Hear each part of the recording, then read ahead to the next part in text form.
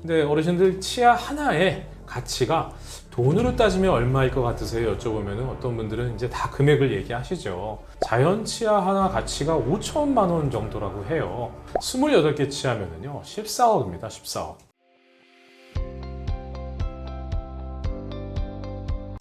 자기소개 부탁드립니다. 안녕하세요. 너와 나의 은퇴학교 구독자 여러분 반갑습니다. 저는 임플란트 명의 장혁진 원장의 젊어지는 치과 이야기의 저자이자 또 제가 어느새 개원한 지가 20년이 넘었고요. 그리고 치과 의사로서는 25년 차가 됐네요. 그리고 지금은 대한시니어치과학회 회장이자 또 칫솔질에 대해서 많은 분들께 교육을 드리고 있는 칫솔질 전문가 장혁진이라고 합니다. 우리나라 시니어 치아 관리의 가장 큰 문제점은 뭔가요? 일단은 많은 분들이 뭐 영시니어, 골든시니어 해서 일단 시니어라는 단어 자체부터 좀 오해가 있습니다. 많은 분들이 이 시니어의 시작은요, 만 50세 이상부터가 시니어입니다. 그 단어 자체의 뜻이. 근데 우리가 많은 분들, 예를 들어서 50세 이상이신 분한테 시니어라고 말씀드리면요, 아마 화를 내실 겁니다. 근데 실제로는 우리가 50세 이상이 되시면은요, 우리 몸에 많은 변화가 옵니다. 아마 이제 여러 가지 몸의 변화가 생기면서 또 50세 이상이신 분들 중에 뭐 고혈압 약이라든가 고지혈증 약 같은 약을 하나 이상 안 드시는 분들은 아마 안 계시리라고 생각이 들고요. 많은 분들이 건강에 대해서 관심을 많이 가지시고 계시는데 이 치아에 대해서는 관심이 그렇게 많지 않으신 것 같아서 치과 의사라서 드리는 말씀이 아니라 많은 분들이 정말 모르시는 것 중에 하나가 우리 입안을, 치아를 잘 유지하는 것도 중요하지만 우리 입안에 치주세균, 진지발리스라는 치주세균이 없도록 하는 것이 정말 중요합니다. 그게 왜 그러냐면 이 진지발리스라는 치주세균이 우리 몸에 시니어 되신 분들이 생길 수 있는 당뇨, 고혈압, 뭐 동맥경화, 폐질환이라든가 또 치매라든가 이렇게 노년의 삶에서 겪으실 수 있는 대부분 질환의 시작이 바로 치주세균 때문에 그렇다는 보고가 정말 많이 있거든요. 그래서 입안 자체를 치주세균만 없게 관리하셔도 노년의 삶을 건강하게 사시는데 정말 많은 도움이 되는데요. 불행히도 이와 같은 내용을 잘 모르십니다. 그래서 저희가 2080이라는 내용은요, 쉽게 얘기해서 80세까지 20개, 우리 치아는 28개거든요. 근데 최소한 8개는 빠지더라도 20개 정도 치아는 살리자. 그게 바로 2080 운동입니다. 그래서 저희 대한시니어치과 학회에서도요, 많은 시니어분들께 노년의 삶을, 건강한 노년의 삶을 사시기 위해서 치아 건강이 얼마나 중요한지를 좀 교육드리고 또 관리하는 방법도 가르쳐드리고 하는 치과 의사들의 모임이 바로 대한시니어치과 학회입니다. 치아를 잘 관리한다는 건 어떤 의미인가요?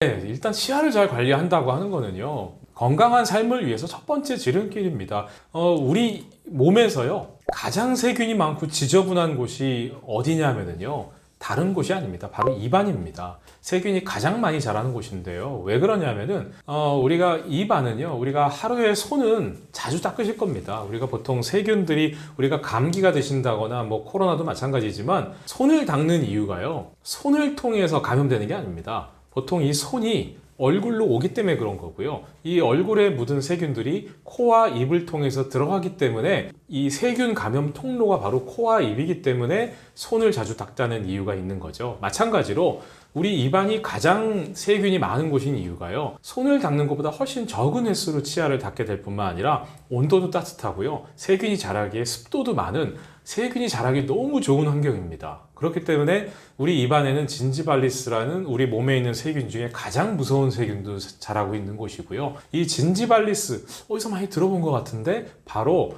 치약에도 이 진지발리스라는 이름이 써있는 치약들이 많이 있습니다. 이 치주세균을 없애는 게 너무 중요하기 때문이죠. 그래서 이 건강한 노년의 삶을 산다는 첫 번째 방법은요, 바로 건강하게 구강 건강을 유지하는 겁니다. 그 이유가 치주세균을 줄여야만 우리가 노년에 생기실 수 있는 여러 가지 전신질환들이 잘 컨트롤 될 뿐만 아니라 또 치아가 좋으셔야 몸에 좋은 음식들을 잘 드실 수 있고요. 또 치아가 어금니가 빠지게 되면 치매가 온다는 보고도 있을 만큼 이 정신 건강하고도 너무 중요하기 때문에 치아를 잘 관리한다는 것의 의미는 정말 건강한 노년의 삶을 행복하고 장수할 수 있는 첫 번째 지름길이라는 걸 꼭 좀 강조드리고 싶습니다. 한국인들이 잘 모르는 치아 한 개의 가치는 얼마인가요? 제가 뭐 외부에서도 강의를 많이 나갑니다. 그래서 어르신들 대상으로 해서 강의를 드리는데요. 본인이 이가 정말 안 좋으신 분들 말고는요, 잘 관심이 없으세요. 그래서 저는 강의를 드릴 때 아예 뭐 돈 얘기를 먼저 합니다. 무슨 얘기냐면 어르신들 그 치아 하나가 우리 치아가 총 몇 개인지 아세요? 먼저 여쭤보면은 개수도 잘 모르시는 분들이 많습니다. 우리 치아는요, 사랑니 포함하면은 32개고요. 위, 아래, 오른쪽, 왼쪽에서 4개를 제외하면은 자기 본래 치아는 28개라고 보시면 됩니다.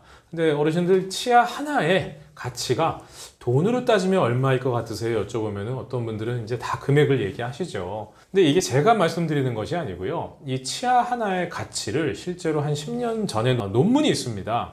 이 치아 하나의 가치라고 하는 것은 쉽게 얘기해서 어떤 사람이 치아 하나가 빠졌을 때 그 치아를 치료하기 위한 비용도 있을 거고요. 그 비용이 일회성이 아닙니다. 일단 치아가 망가지게 되면은 그 비용은 계속 들어갈 거고요.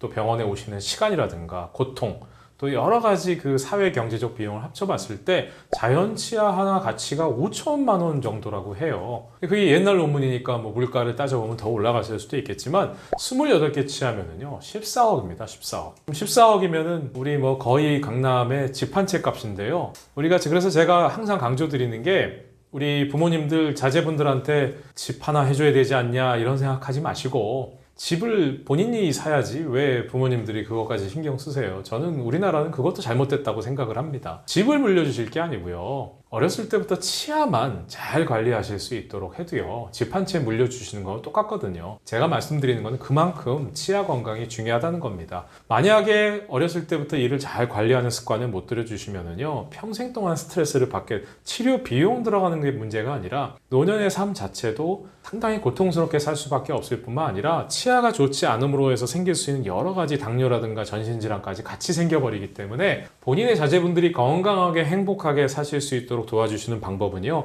이를 잘 닦게 가르치면서 어렸을 때부터 치과에 좀 데리고 다니시면서 치료를 위해서 가는 게 아니라 예방을 위해서 좀 데리고 다니시면서 좀 건강하게 관리를 해주시잖아요. 집 한 채 사주시는 거하고 똑같다고 제가 강조를 드리면 어르신들이 상당히 공감을 하시고 제 강의에 대해서 그 다음부터 집중하셔서 들으시니까 그래서 제가 이렇게 돈 얘기를 먼저 드립니다. 치아 건강이 망가졌을 때 나타나는 신호가 있나요? 이 불행히도요, 이 구강 건강이 나빠지는 거는요, 차라리 많이 아프면은 사람들이 병원에 자주 올 겁니다. 우리가 이 통증이라고 하는 거는요, 어떻게 보면은 통증이 상당히 안 좋은 것처럼 생각하시지만 통증이라는 건 너무 좋은 겁니다. 우리 몸을 보호하는 장치예요. 무슨 말이냐면 나도 모르게 예를 들어서 날카로운 유리 같은 걸 밟았다고 한번 생각을 해보시면 아프니까 얼른 발을 뗄 겁니다.